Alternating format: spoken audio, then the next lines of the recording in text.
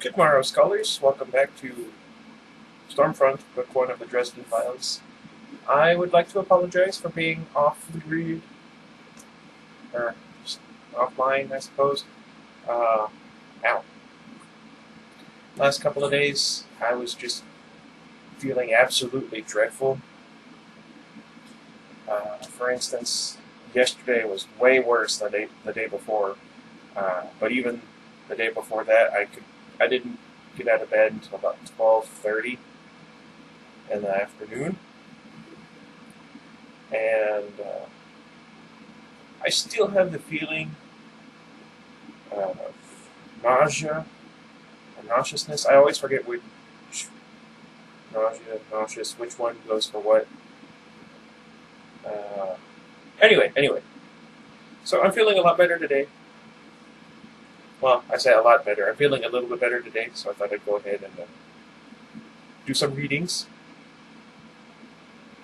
I need to move that. My eyes. That wouldn't really work. Oh well. Wow. Already over a minute. Kind of surprising. Anyway, we are in chapter 26, page 303. Interesting number. I was so dead.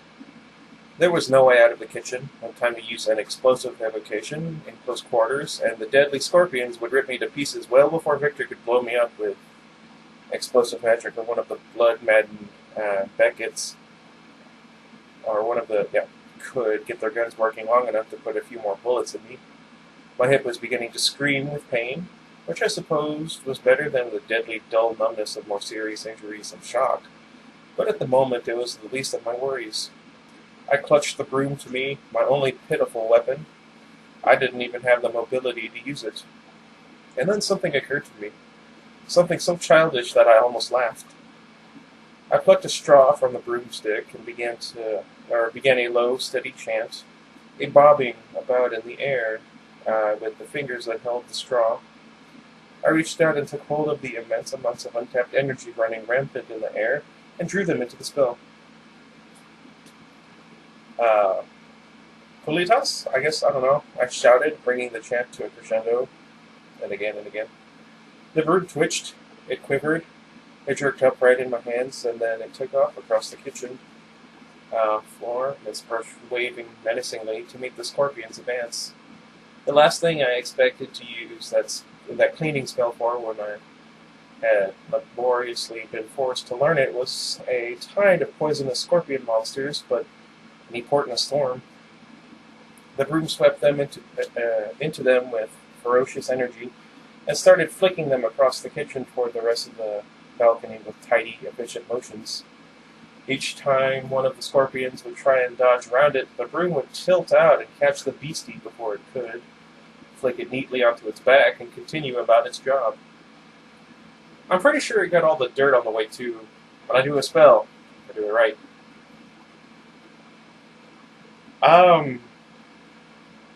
That's a little bizarre. Victor screeched in anger when he saw his pets, still too small to carry much mass, being so neatly corralled and ushered off the balcony. The Beckets lifted their guns and opened fire on the broom, while I hunkered down behind the counter. They must have been using revolvers now, because they fired smoothly and in ordered rhythm. Bullets smacked into the walls and the counters at the back of the kitchen, but none of them came through the counter that sheltered me. Oh, that's where he went. Sorry, my dad went to go get my mom, what? Her birthday present. I'm not a clever man. Anyway, where was I? Bullets smacked into the walls and the counters at the back of the kitchen, but none of them came through the counter that sheltered me. Sturdy construction there. I caught my breath, pressing my hand against the blood on my hip. It hurt like everything.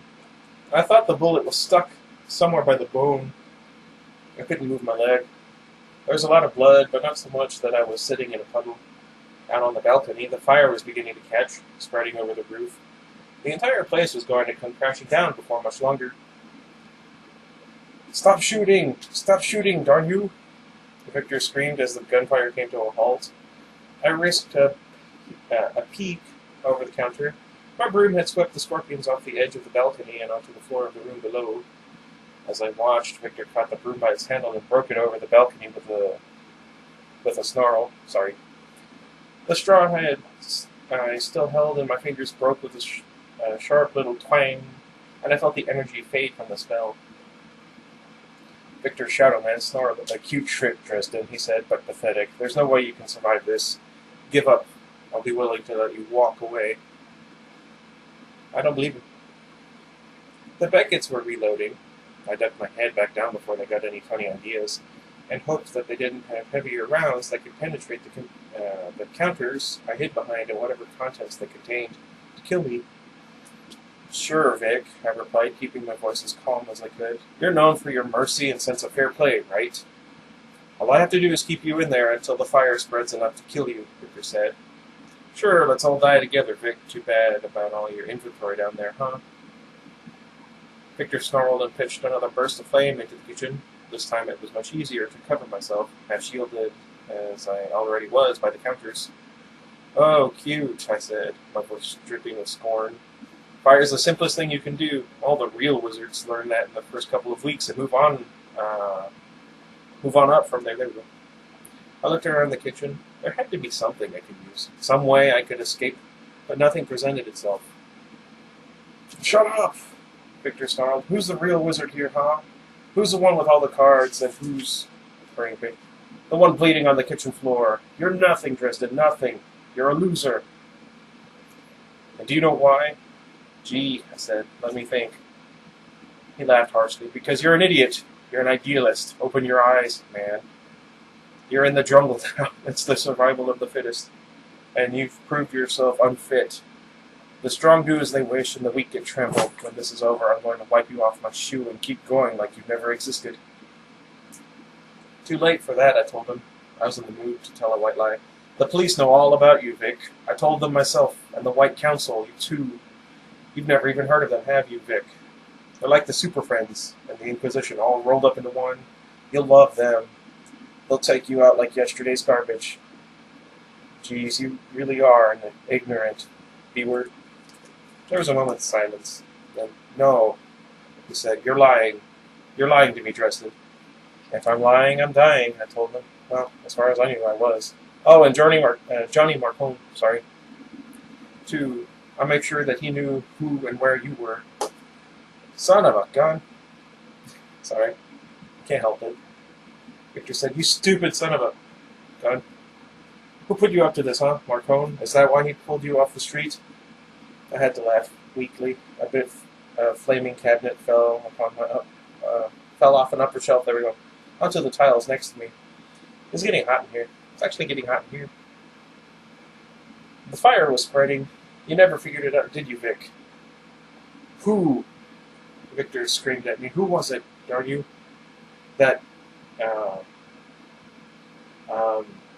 lady of the evening. I don't know. Linda, her friend Jennifer, I don't know. Strike 2, strike 3. The other side gets a chance to steal." I said back. "Heck. At least if I could keep him talking, I might keep him in the house long enough to go down with me. If I could make him mad enough, he might make a mistake." "Stop talking to him," Beckett said. "He's not armed. Let's kill him and get out of here before we all die." "Go ahead," I said in a cheerful tone. "Heck, I've got nothing to lose. I can't help it. I'm sorry. I'll send this whole house up in a fireball that'll make Hiroshima look like hibachi. Make my day." "Oh, jeez." "Shut up," Victor shouted. "Who was it, Dresden? Who? Darn you. If I gave him Monica, he might still be able to get to her if he got away. There was no sense in risking that, so all I said was, go to hell, Vic. Sometimes it's appropriate. I don't like this man." "Get the car started," Victor snarled. "Go out through the deck doors. The scorpions will kill anything on the first floor." I heard motion in the room. Someone moving out the doors onto the elevated deck at the back of the house. The fire continued to spread. Smoke rode the air in a thick haze. I've got to go, Dresden, Victor told me. His voice was gentle, almost a purr. But there's someone I want you to meet first. Uh-oh. I got a sick, twisted little feeling in the pit of my stomach. Kaljazak? I don't know. That's the best I've got, Victor whispered. Power thrummed, the air shimmered and shone, began to twist and spiral. Kaljazak? I don't know. Victor whispered again, louder, more demanding, and I heard something. A warbling hiss that seemed to come from a great distance, brushing closer. The black wizard called the name for the third and final time, his voice rising to a screech. Kaljazak? I don't know. Again, best I can. There was a thunder crack in the house, a dull and sulphurous stench. I craned my neck to see over the counter, risking a glance. Victor stood by the sliding glass doors that led out onto the wooden deck. Red-orange flames wreathed the ceiling on the side of the house, and smoke was filling the room below, casting the whole place in a hellish glow. Crouched down on the floor in front of Victor was the toad demon I had banished the night before. I had known that I hadn't killed it. You can't kill demons as such. Only destroy the physical vessels they create for themselves when they come to the mortal world. If called again, they can create a new vessel without difficulty. I watched in fascination, stunned.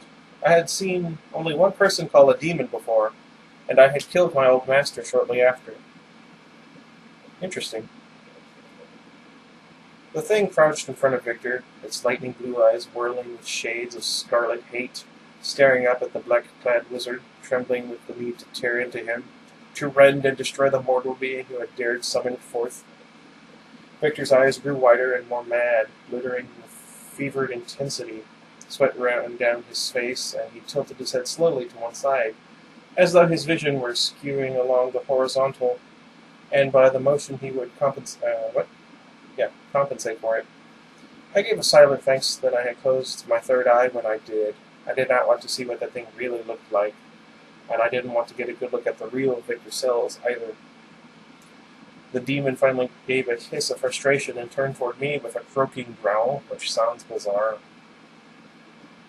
Victor dropped his head back and laughed, his will triumphant over that of the being he had called from beyond. There, Dresden, do you see? The strong survive, and the weak are torn into little pieces. He flapped his hand at me and said to the demon, Kill him. I struggled to my feet, supporting my weight on the counter, to face the demon as it rose and began its slow walk toward me. My goodness, Victor, I said. I can't get over how clumsy you are. Victor's smile immediately became a snarling sneer once again. I saw fear touch the corners of his eyes, uncertainty even though he was on top, and I felt a little smile cork my lips. I moved my gaze to the demons. You really shouldn't just hand someone else a demon's name, I told him, then I drew in a breath and shouted out in a voice of command, Kaljazak, I don't know. You know, whatever. The demon stopped in its tracks and gave a whistling howl of agony and rage as I called its name, and drew my will up to hurl against it. Kaljazak. Good enough. I snarled again. The demon's presence was suddenly there, in my head, raging slippery and slimy, and wriggling like a venomous tadpole. I think that's a thing. It was a pressure, a horrible pressure on my temples that made me see stars and threatened to steal enough of my balance to send me falling to the floor. I tried to speak again, the words stuck in my throat. The demon hissed in anticipation, and the pressure on my head redoubled, trying to force me down, to make me give up the struggle, at which point the demon would be free to act.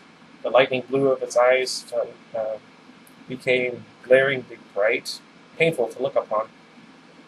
I thought of little Jenny Sells, oddly enough, and of Murphy, lying pale and unconscious on a stretcher in the rain. Of Susan, crouched next to me, sick and unable to run. I had beaten this frog once. I could do it again.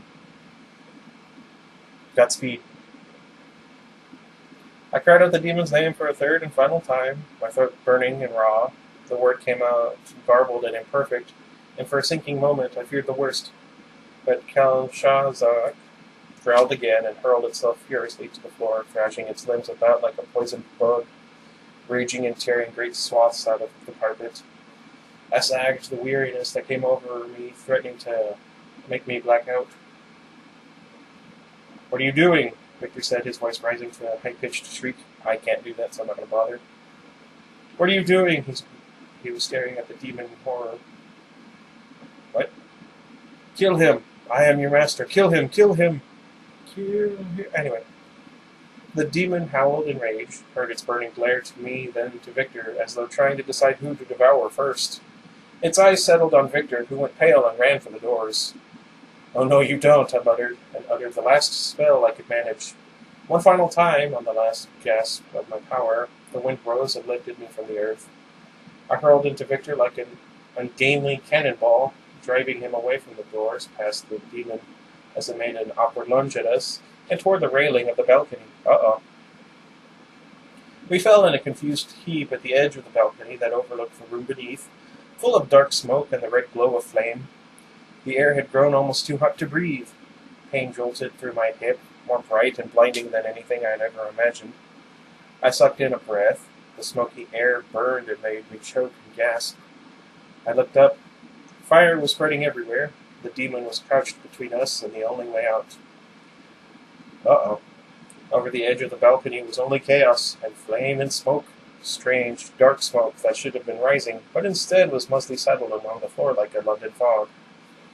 The pain was too great. I simply couldn't move. I couldn't even take in enough breath to scream. "Curse you!" Sorry, I don't know why I came out like that. Victor screamed. He regained his feet and hauled me up toward his face with berserk strength. "Darn you," he repeated. "What happened? What did you do?" "The fourth law of magic forbids the binding of any being against its will," I grated out.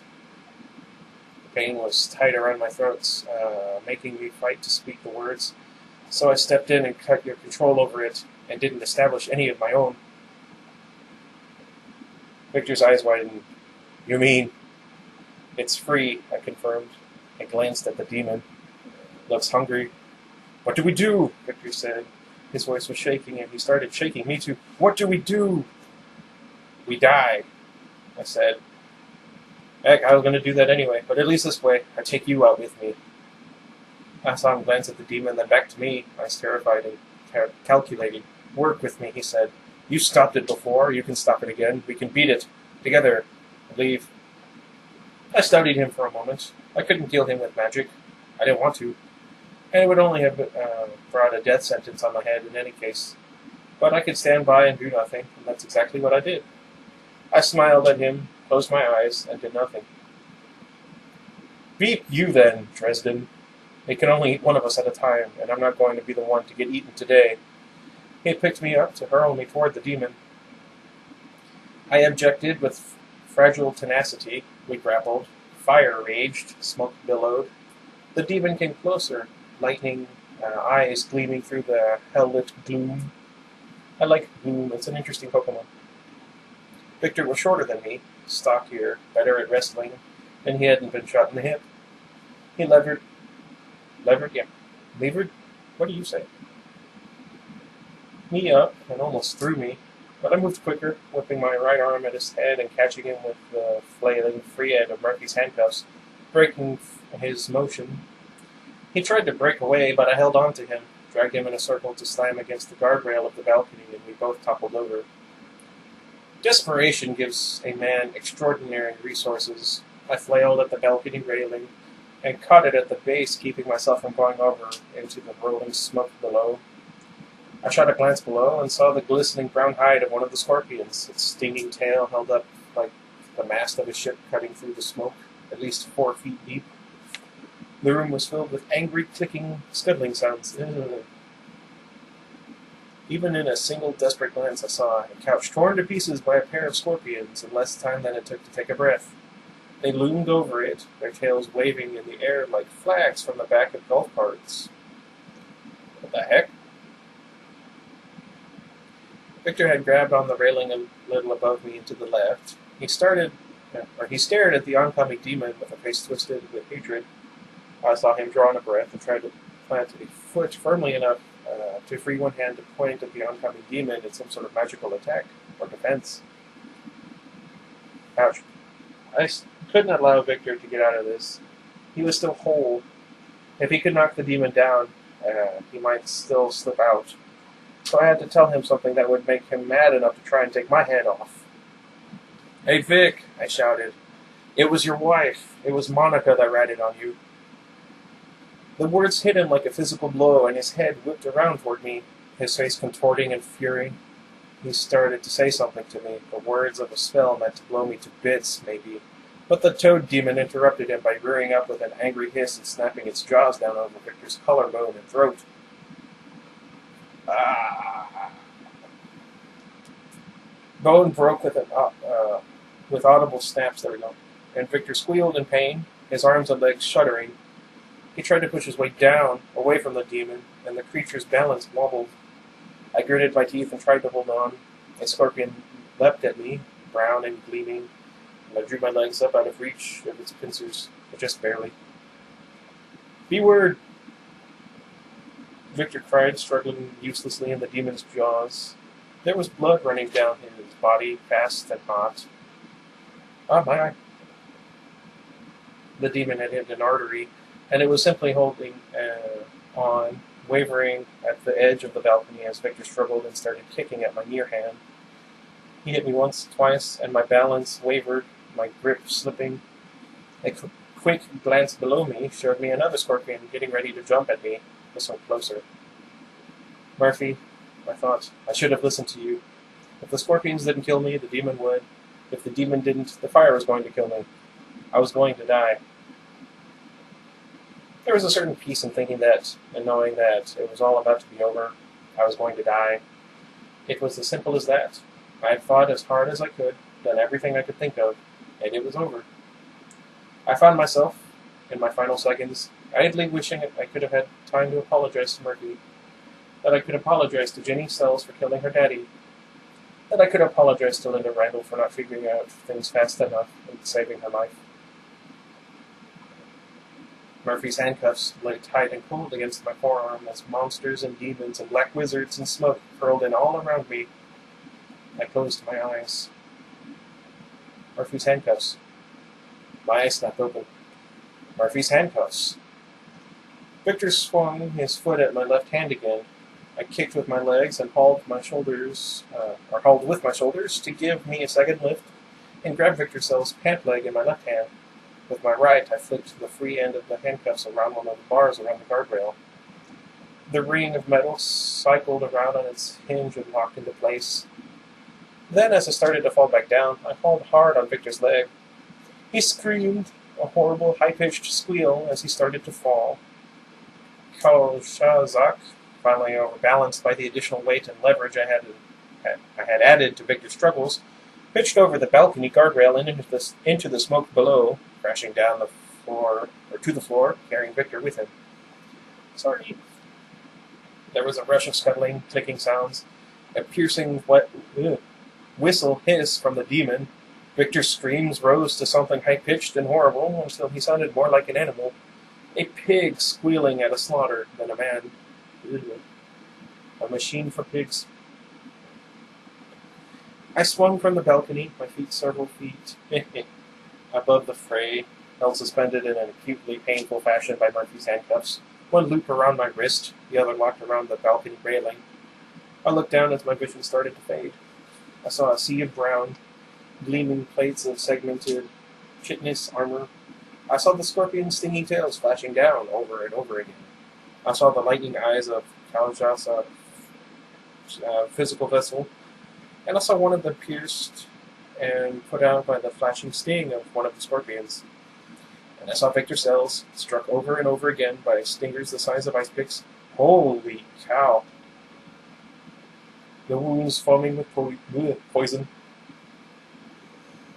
The demon ignored the pincers and the stingers of the scorpions to begin tearing him apart. His face contorted in the final agony of rage and fear. The strong survived and the weak get eaten. I guess Victor had invested in the wrong kind of strength. I didn't want to watch what was happening below me. The fires consuming the ceiling above are rather beautiful, actually. Rolling waves of flame, cherry red, sunset orange. I was too weak to try and get out of this mess, and the entire thing had come too far, or become far too annoying and painful to even consider anymore. I just watched the flames and waited, and noticed, oddly, that I was simply starving. And no wonder. I hadn't eaten a decent meal since Friday. Friday. You notice odd things in those final moments, they say. And then you start seeing things. For instance, I saw Morgan come through the sliding glass doors leading in from the outside deck, the silver sword of the White Council's justice in his hands. I saw one of the scorpions, now the size of a German shepherd, figure up the stairs and scuttle up them and hurtle at Morgan. I saw Morgan's silver sword slash. Snickersnack is what it says, I don't know. And leave the scorpion in writhing pieces on the floor. Then I saw Morgan, his expression grim, his weight making the fire-chewed balcony shudder, come for me. His eyes narrowed when he saw me, and he lifted the sword leaning far over the balcony railing.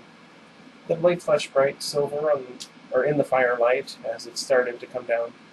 Typical, was my last thought. How perfectly typical. To survive everything the bad guys could do and get taken down by the people whose cause I had been fighting for.